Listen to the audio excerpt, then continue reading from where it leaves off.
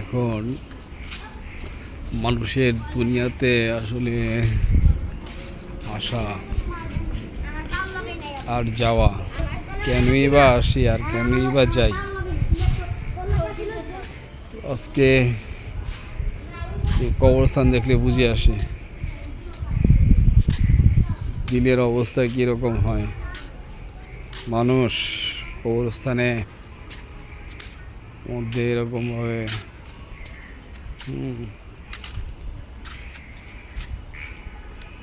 দেখেন কত কবর, এই কবরস্থানের ভিতরে কবরগুলি মানুষ কিভাবে আছে আল্লাহই ভালো জানেন।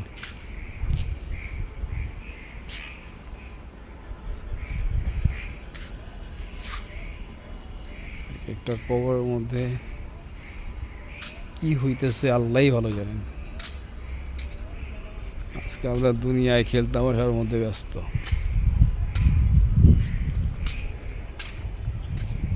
এই হইতেছে দুনিয়ার জিন্দিগি।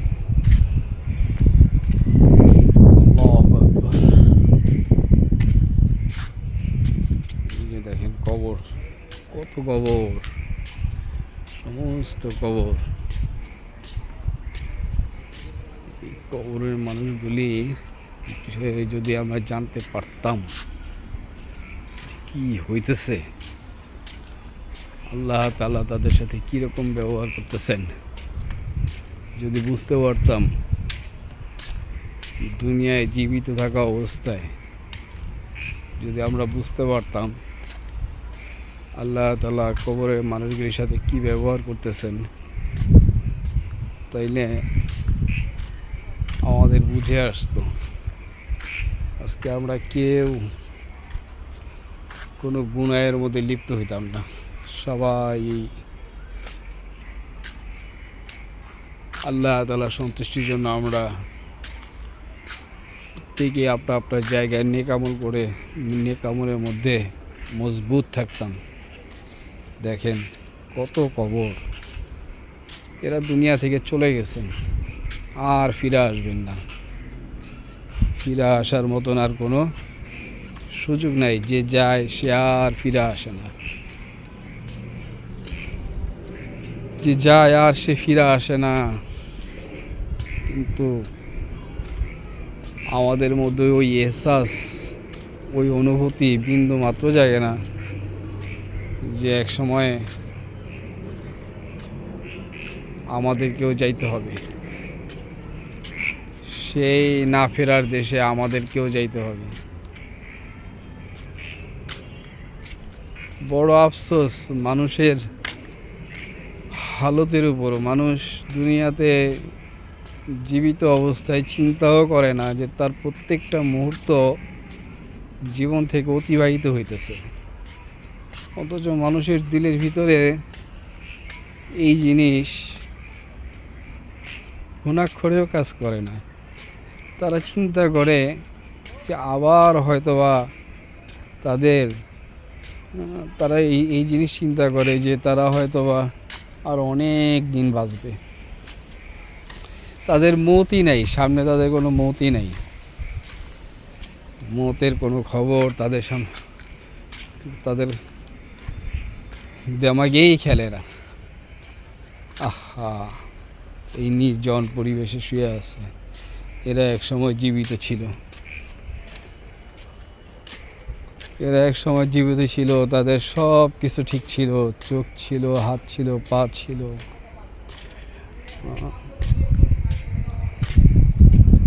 সব ছিল। কিন্তু আজকে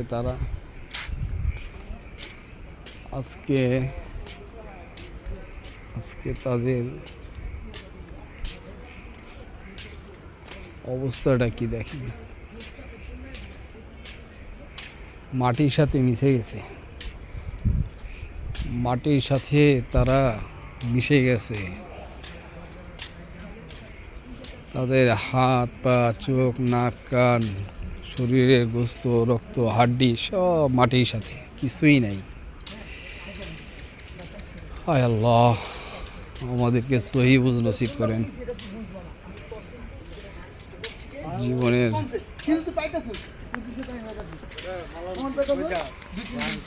জীবনের এই অবস্থা প্রত্যেকেরই চিন্তা করা উচিত।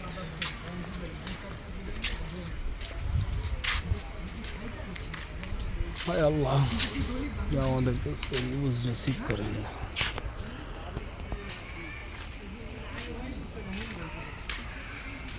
এই হচ্ছে মানুষের জিন্দেগি।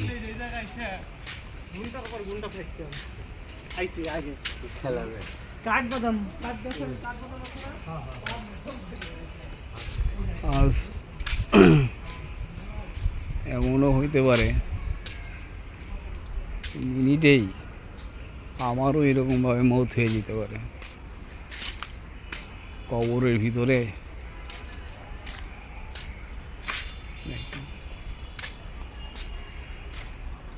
কি জবাব দিব মৌতের পরে?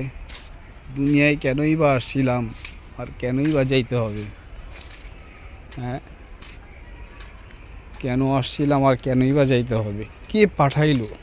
কেনই বা পাঠাইলো? আবার কে আমাদেরকে নিয়ে যাবে? একবার চিন্তার বিষয়। হে কবরবাসী, তোমরা কেমন আছো? আল্লাহ তাআলা তোমাদের সাথে কীরকম ব্যবহার করতেছেন যদি আমরা এই জীবিতরা জানতে পারতাম, না জানি আমরা প্রত্যেকটা মুহূর্ত নেক আমলের সাথেই কাটাইতাম। আল্লাহ তাআলা তোমাদের এই হালত, তোমাদের ভিতরের অবস্থা আল্লাহই ভালো জানেন। না তোমাদের কাছে আমরা ওইভাবে কিছু করতে পারি, না তোমাদেরকে তোমাদের ভালো কোনো নেক আমল পৌঁছাইতে পারি। বড় ভয়ানক বিষয়। আল্লাহ তাআলা আমাদের সবাইকে উত্তমভাবে দুনিয়াতে যতদিন হায়াত আছে আল্লাহ তাআলার সন্তুষ্টি মোতাবেক নেক আমল করার তৌফিক দান করেন।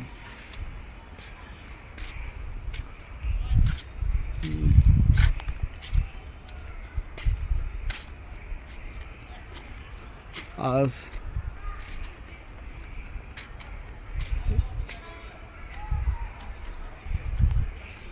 আমাদের এই অফুরন্ত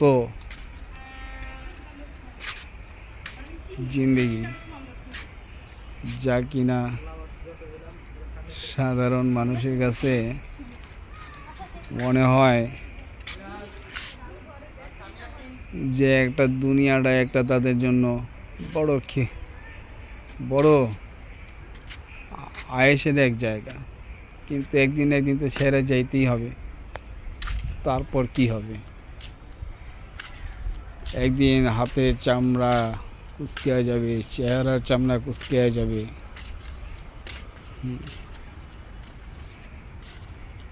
কে আছে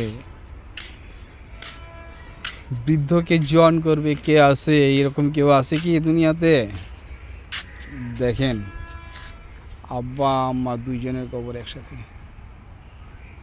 আল্লাহু আকবার। চলে গেছেন, আর আসবেন না, আর আসবেন না।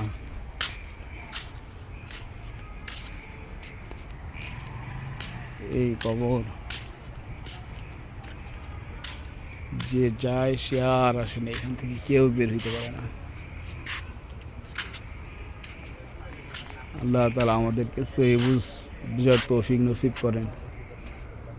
সুবহানাল্লাহি ওয়া বিহামদিহি, সুবহানাকাল্লাহুম্মা ওয়া বিহামদিকা, আশহাদু আল্লা ইলাহা ইল্লা আনতা, আস্তাগফিরুকা ওয়া আতুবু ইলাইক।